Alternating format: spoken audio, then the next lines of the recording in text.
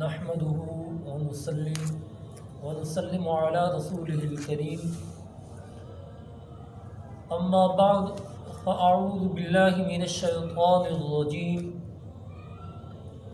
بسم الله الرحمن الرحيم انما يخشى الله من عباده العلماء صدق الله مولانا العظيم وصدق رسوله النبي الكريم الأمين إن الله وملائكته يصلون على النبي يا أيها الذين آمنوا صلوا عليه وسلموا تسليما اللهم صل على سيدنا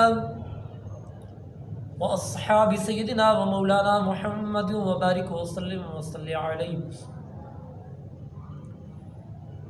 اللہ رب العزت نے قرآن مجید فرقان حمید برہان رشید میں ارشاد فرمایا انما یخشی اللہ من عباده العلماء،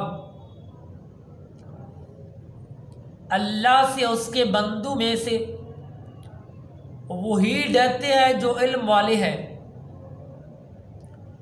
علم والوں سے مراد علماء کرام۔ حضرت سہیل بن عبداللہ رحمۃ اللہ علیہ نے اللہ تعالیٰ کے فرمان فَمِنْهُمْ ظَالِمٌ لِنَفْسِهِ وَمِنْهُمْ مُقْتَصِدٌ وَمِنْهُمْ سَابِقٌ بِالْخَيْرَاتِ، پس بعض ان میں اپنے نفس پر ظلم کرنے والے ہیں اور بعض میانہ روی اور بعض نیکیوں میں سبقت لے جانے والے ہیں۔ اس آیات مبارکہ کی تفسیر میں کہا کہ ظالم سے مراد جاہل، مقتصد سے مراد متعلم، سابقٌ بالخیرات سے مراد علماء مراد ہے۔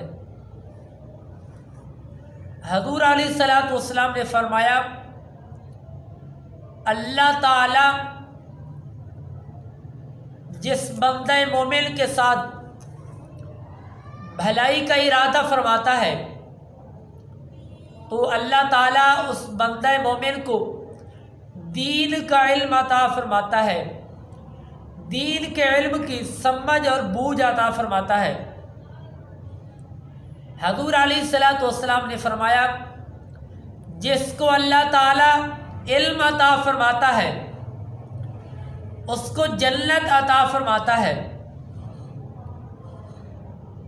حضور علیہ الصلوۃ والسلام نے فرمایا جس نے عالم کی زیارت کی گویا اس نے میری زیارت کی، جس نے عالم سے مصافحہ کیا اس نے مجھ سے مصافحہ کیا۔ یہ ہے عالم کی فضیلت اور برکت۔ امام تفتزانی علیہ رحمہ کی شرح عقائد میں روایت ہے